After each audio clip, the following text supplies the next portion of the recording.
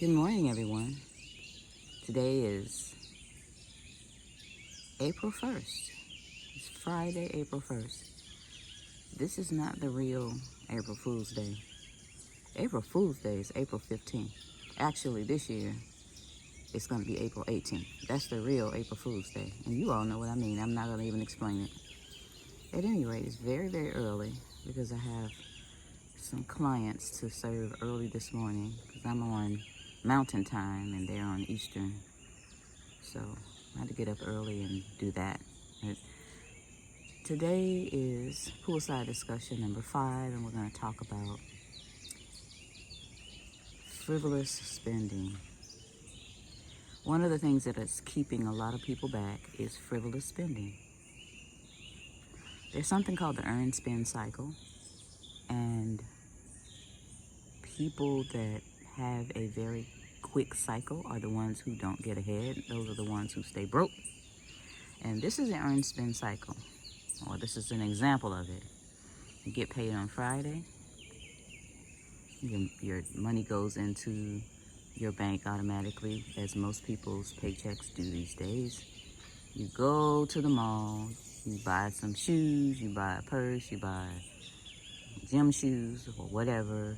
And Friday night you go out and party or go to dinner. And then Saturday you go to the movies or party again that night. And then Sunday you might throw a couple of dollars in the plate at church. And after you've paid your mortgage or your rent and your car insurance, you're broke again. By Monday, you are broke. I know so many people that I've heard chuckle and say, I got paid Friday and I have $5 today. That's really, really, really not funny.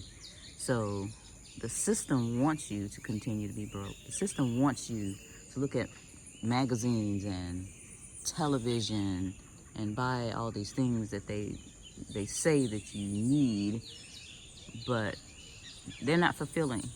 So of course, you're going to have an assignment today, and that assignment is going to be to figure out how much money you have coming in and how much money has been going out for the last few months, and shave some stuff off.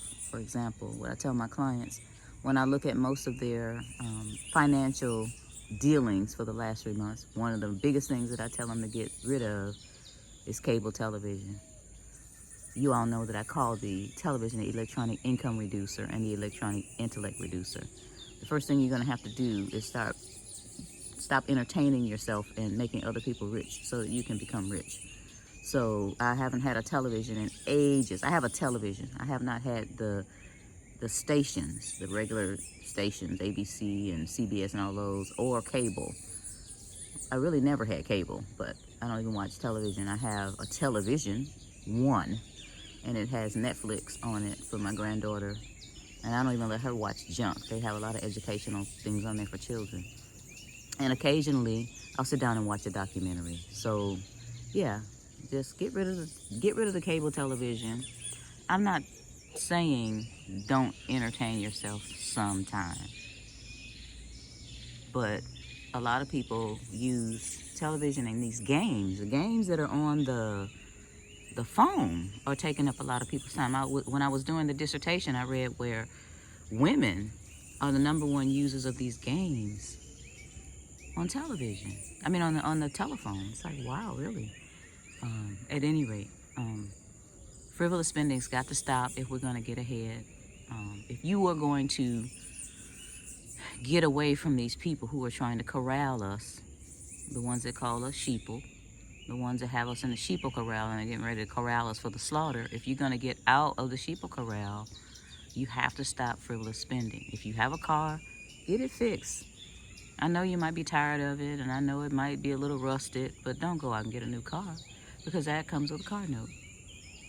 If the car that you have is still running, like I did with my 4Runner, drive it until the engine falls out. Then you go get another car, of course a used car. Of course, I tell you guys never, ever buy a brand new car, because when you drive it off the lot, it loses at least $7,000 in value. I want us to beat these people that are trying to kill us. And we're not going to do it if we continue to fill up the malls on Friday and Saturday. We're not going to do it.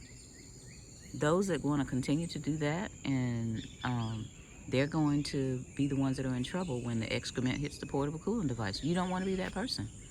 You don't want to get in the earn spend cycle. You don't want to be the one that's, looking like a deer in the headlights when things start to fall apart. You want to have something saved up. We'll talk about savings and what type of savings. Well, let's do that now. What I suggest is diversify. Silver and gold. If you're not at a point that you can get real estate, then real estate later. But silver and gold, having at least 6 months of expenses, 6 months saved up for your expenses. For example, if your expenses for your household are $3,500, you need to have $3,500 times 6 saved up someplace, not in a bank, so that you will have that money to work with. I don't suggest the bank. After 9/11 happened, a bank teller came to tell me that at her bank, they had a conversation that next week in their meeting, and they said that if this happens again, no, I take that back. She said when this happens again, that we are not to let the people into their safe deposit boxes. That was on a Sunday. So what did I do Monday morning? I went and closed that safe deposit box. So there are other places that you can have your money. I'm not even talking about under the mattress.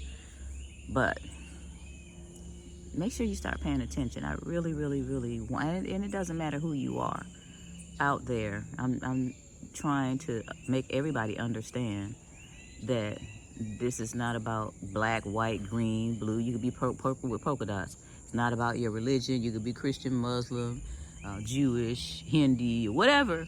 You can be anything. They don't care about that. They care to make sure that they stay up at the top and you get smushed under their thumb. So we shouldn't be caring about that. We shouldn't be spending all this time and energy fighting each other based on race, religion, or class, or whatever. We should say, hey, wait a minute. You're my neighbor.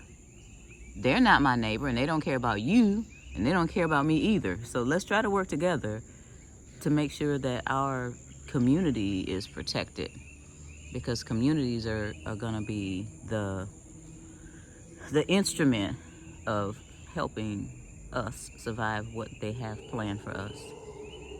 Okay, now the howler monkeys are trying to compete. Anyway, I'm going to shut it down for today and prepare for my clients, and you guys have a wonderful April 1st.